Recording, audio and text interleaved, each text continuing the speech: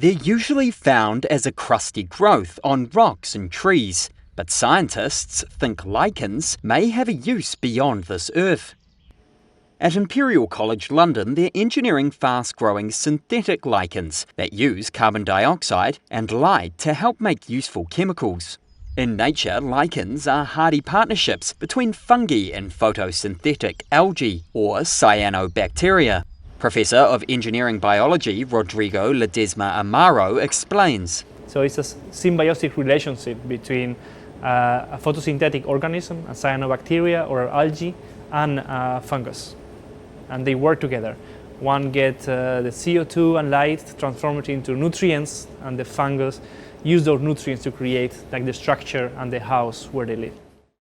The synthetic lichens are inspired by that natural process, but grow much faster than natural lichens. The lab-grown systems pair cyanobacteria, photosynthetic bacteria, with yeast.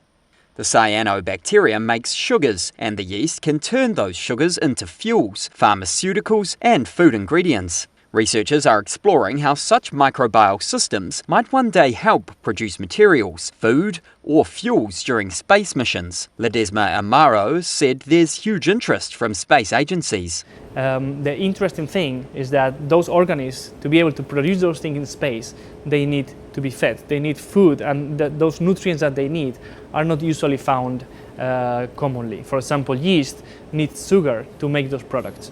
But now with cyanobacteria, we can use CO2 and light to make the sugars that yeast can use to make those products. Separate research has proposed using lichen-like microbial systems for future space constructions, although such applications remain at an early experimental or conceptual stage.